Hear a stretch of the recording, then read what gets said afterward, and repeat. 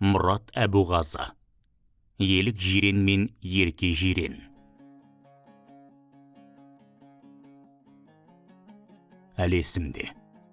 1987 жылдың маусым айы. Кеңес дәуіріндегі қалыптасқан үрдіс бойынша жыл сайын ұйымдастырылатын үлкен дүбір төл тойы, яғни шопандар тойы тағы да жалғасын тапқан шақ. Бұл жода Ақсуат ауданының барлық совхоздарынан жүйріктер іріктеліп, мерейлі додаға жиналмақ. Әр өңір өздерінің үкілеген үміттерін маңдай алды тұлпарларына келген. Той десе қубас домалайды. Тойдың болғаннан болатсы қызық деген тәмсілдей, ел ішінде ерекше бір елең алаң, қобалжу мен қуаныш қатар өрбіген. Әдеттегідей дәстүрлі шопандар тойы Тарбағатайдың етегінде орналасқан балалар лагері маңында өтпек.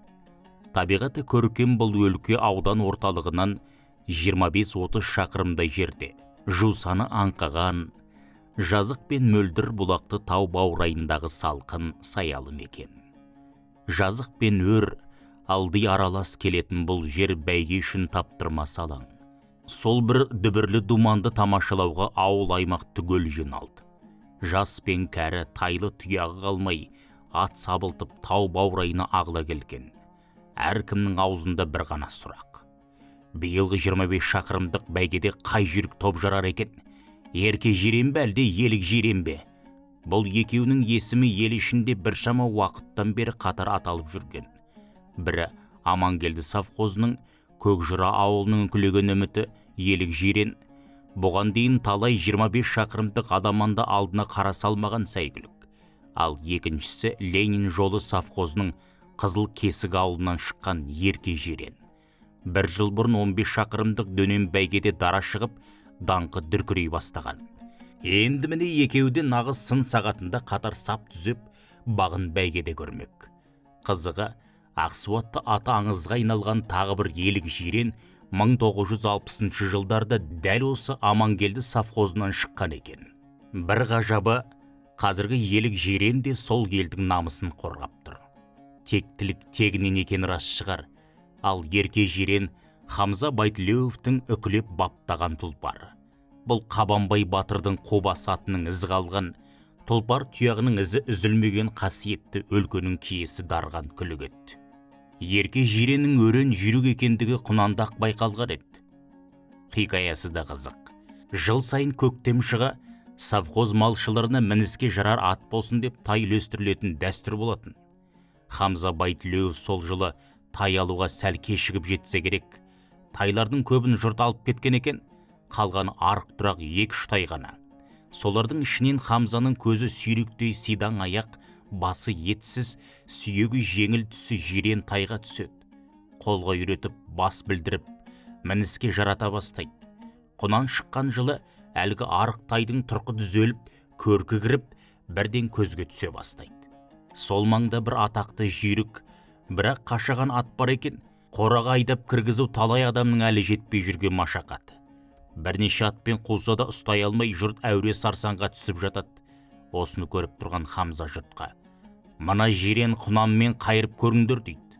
Бұған дейін де жиреннің шабысына көзі жетіп жүрген Хамза бұл жолы ішінен бір сынамақ ниеттеді. Құнан жалп беріп, қашағанның соңынан түсе жөнеледі. Жирен құнан жүйткіп барып, қашағанды қайырып қораға айдап кіргізеді. Осы көрініске куә болған жұрттың бәрі жиреннің ерекше шабысына таңдай қағып, тамсанып қалады. Келер жылы аудан көлеміндегі дәстүрлі шопандар тойында 15 шақырымдық дөмен бәйгеге қосады. Сәйгүлік мәреге өзгелерден қара үзіп келіп дара озады.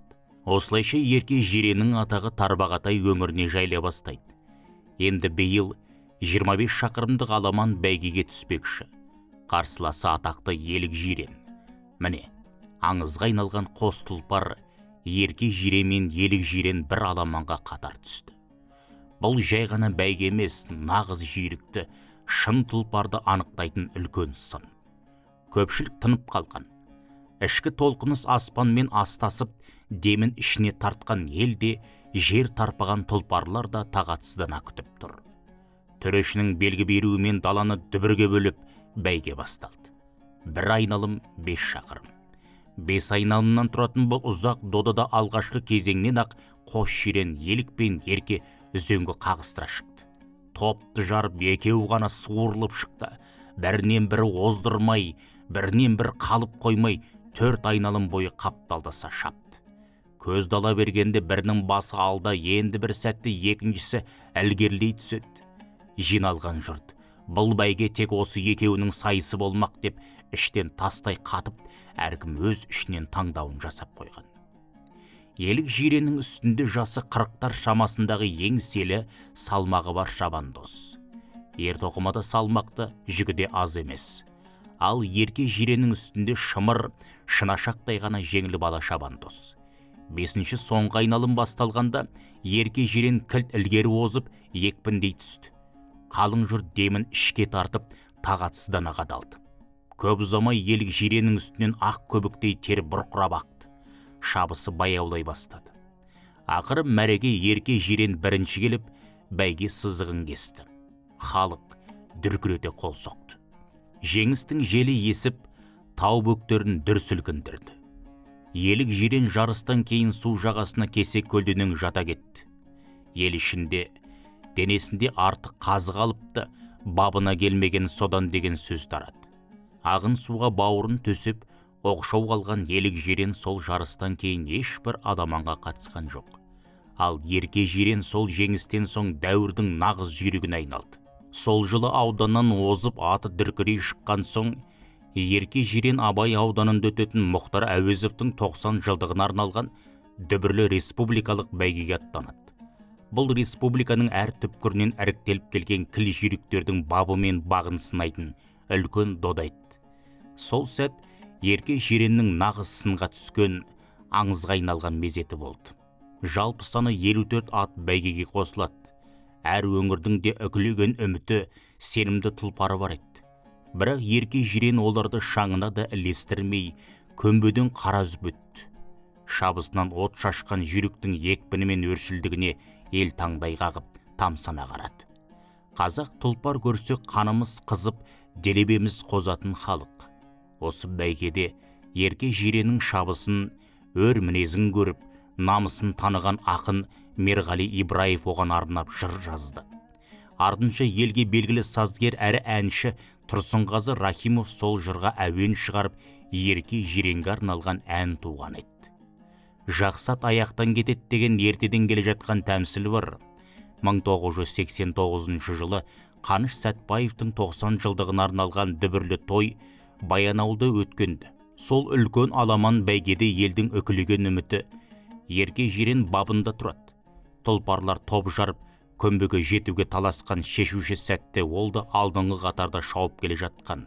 Алайда көмбеге таяғанда бір шалыс басып аяға ақсап қалады. Соған қарамастан соңғы күшін жиып мәреге жеткен екен. Соңы. Оқыған Қуат Ахметжан.